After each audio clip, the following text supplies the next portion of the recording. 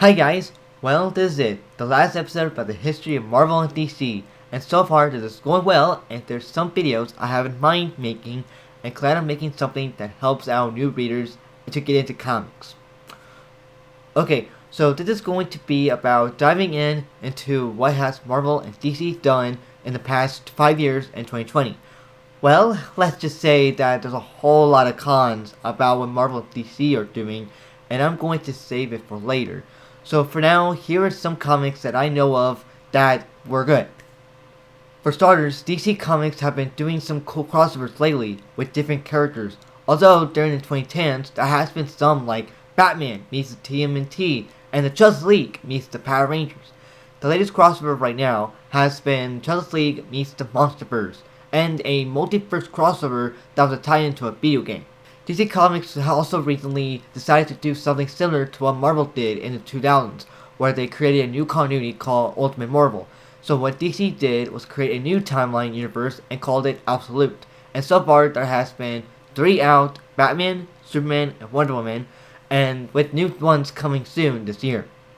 Now, Marvel on the other hand, they too decided to, well, it's not a reboot, but it was a new Ultimate Marvel universe, where an event called Ultimate Invasion, where the maker, who used to be the Ultimate Ms. Fantastic, time traveled and did some stuff that created an alternate universe. There has been so far a couple of titles like Ultimate Spider-Man, Ultimate X-Men, Ultimate Black Panther, and the Ultimates that came out in 2024, and right now there's an Ultimate Wolverine that came out in 2025.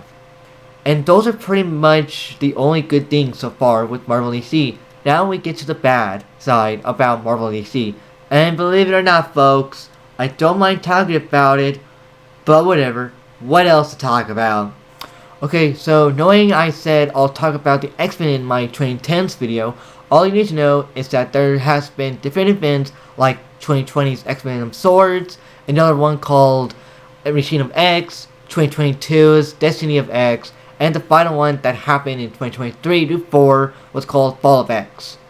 Yeah, that's a lot of events that happened with X-Men, and the downside is there's way too many books to read and it doesn't feel like X-Men anymore. And as of right now, X-Men From the Ashes is a 2024 relaunch of the X-Men. Now DC on the other hand, after DC Rebirth Comics, they yet begin to make new events to relaunch new titles. DC Infinite Frontier was 2021's relaunch that came out after the event called Dark Knight's Death Metal. Next was Dawn of DC that came out in 2023 after the event called Dark Crisis. And as of today, their latest relaunch called DC All In came out in 2024 after the event called Absolute Power, which is where Absolute Universe came from. Now, what about the comic book options? Why have I not said anything about their comics to check out? Well, it's because both Marvel and DC decided to put something very appropriate and ruined the characters, making them less fun to read. That made a whole lot of fans angry. You think today's films and shows and video games are doing it? Oh, believe me, comics are the worst nowadays.